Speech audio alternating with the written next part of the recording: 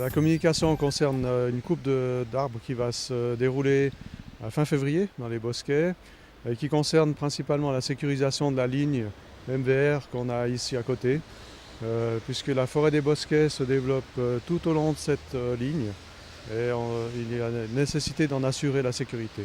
Nous avons été interpellés par le MVR il y a une année et demie, qui a mandaté un bureau d'ingénieurs pour faire une analyse de l'état de la forêt en bordure de sa ligne. Et il ressort de cette analyse que de nombreux arbres vont devoir être coupés de façon à éclaircir la forêt, à garantir que ces arbres ne versent pas ou ne risquent pas de casser sur la ligne. Comme on le voit à l'arrière, tous les arbres sont très denses, très proches de la ligne et c'est une nécessité de sécurité pour MVR.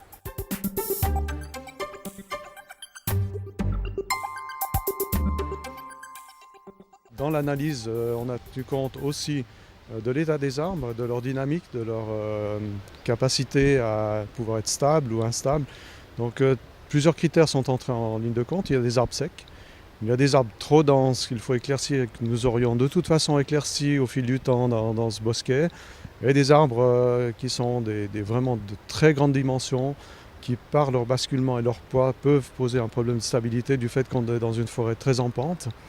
Donc il y a tout un choix qui a été fait par rapport à ces catégories d'arbres, ce qui fait qu'on arrive au bout du compte à environ 300 arbres qui vont devoir être enlevés sur l'ensemble du tronçon. On estime à peu près à 30% la densité d'arbres qui va être enlevée dans le bas de la forêt, à proximité de la voie.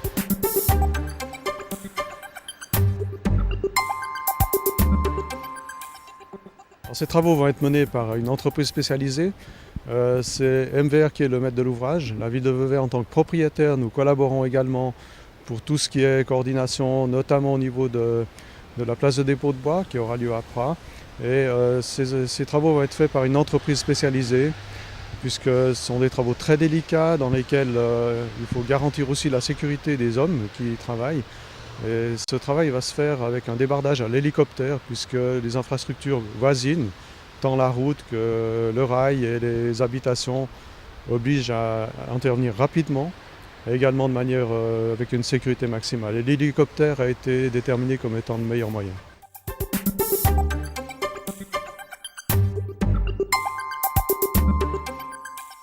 Alors au niveau technique, c'est la maîtrise vraiment de la coupe elle-même qui va être en question. Ensuite, au niveau humain, nous avons une information importante à donner, tant aux habitants que également nous avons rencontré avant-hier les associations de protection de l'environnement. Et puis, ça permet d'expliquer très clairement les enjeux, les contraintes qu'il va y avoir, notamment pour les habitants proches de la coupe, et également au niveau de la dynamique de la forêt, puisque finalement, grâce à cette coupe, on va introduire une nouvelle dynamique. Notamment en créant une forêt étagée, c'est-à-dire que la partie du bas, qui aurait été très coupée, va se régénérer. Et là, on aura une forêt plutôt de bosquets et d'arbustes qui crée un nouveau biotope aussi par rapport à une forêt de haute tige. Et on va garantir à la fois la sécurité de la ligne et aussi une meilleure biodiversité de la forêt.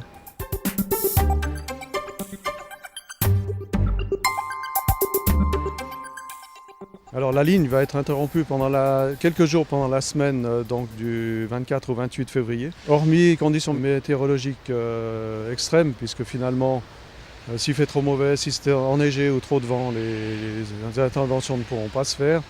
Mais pendant cette période, la ligne va être interrompue. Il y aura un service de bus qui va desservir la ligne jusqu'à Blonay.